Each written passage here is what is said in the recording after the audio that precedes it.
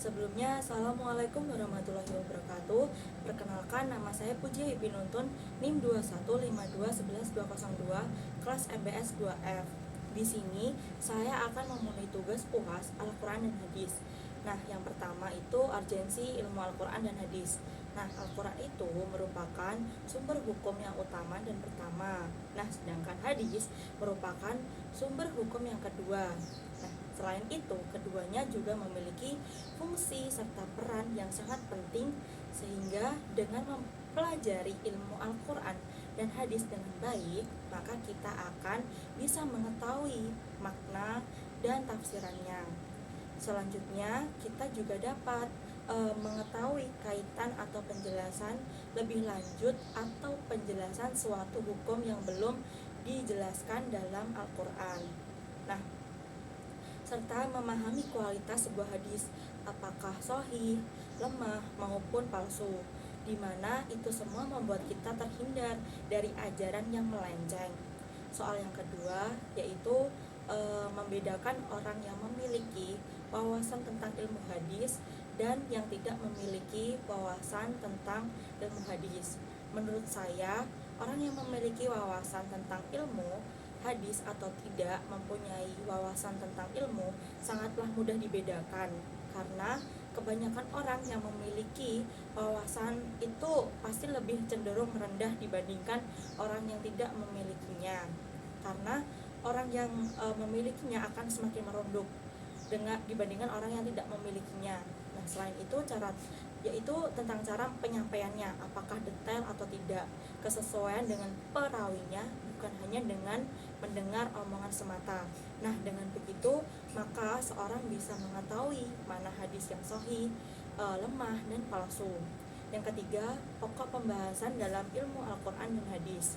Nah, dalam ilmu Al-Quran terdapat cabang-cabang ilmu yang membentuk ilmu Al-Quran, seperti yang pertama, ilmu mawatin an-nuzul, ilmu yang mengetahui tempat, waktu, musim, awal ayat, dan akhir ayat. Yang kedua, ilmu tawarikh an-nuzul, ilmu yang mempelajari sejarah turunnya ayat secara detail, mulai dari masa turunnya ayat, urutan turunnya, yaitu satu demi satu dari awal turunnya sampai lengkap. Yang ketiga, ilmu asbab an-nuzul. Yang keempat, ilmu qiraat. Yang kelima, ilmu tajwid. Yang keenam, ilmu gharib Al-Quran.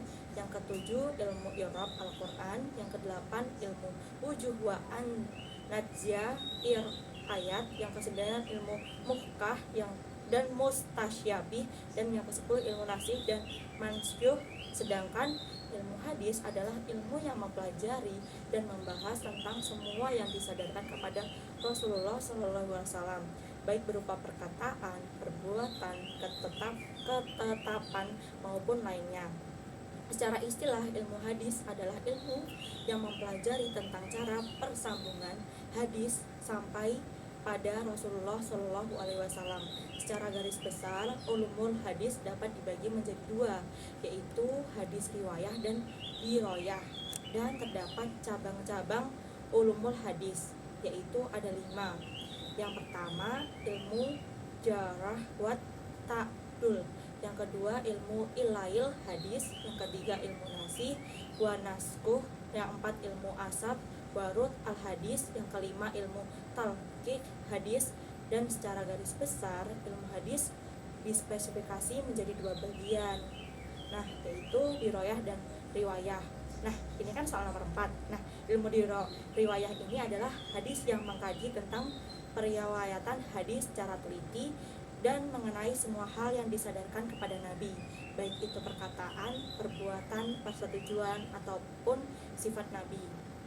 Sedangkan ilmu dirayah berarti ilmu yang mempelajari tentang makul dan mardatnya suatu hadis.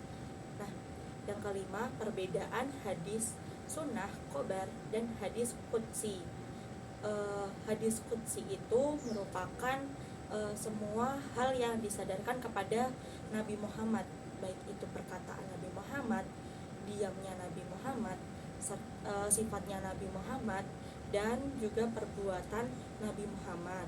Sedangkan sunnah merupakan semua hal yang disandarkan kepada Nabi Muhammad, baik itu perkataan Nabi Muhammad, diamnya Nabi Muhammad, sifatnya Nabi Muhammad, dan juga perbuatan Nabi Muhammad, seperti juga perjalanan hidup Nabi Muhammad. Kalau sedangkan khobar yaitu merupakan hal yang disandarkan kepada Nabi Muhammad dan juga disandarkan juga kepada selain Nabi Muhammad.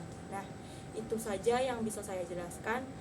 Bila ada salah kata, saya mohon maaf yang sebesar-besarnya. Wabillahi taufiq wal hidayah. Wassalamualaikum warahmatullahi wabarakatuh.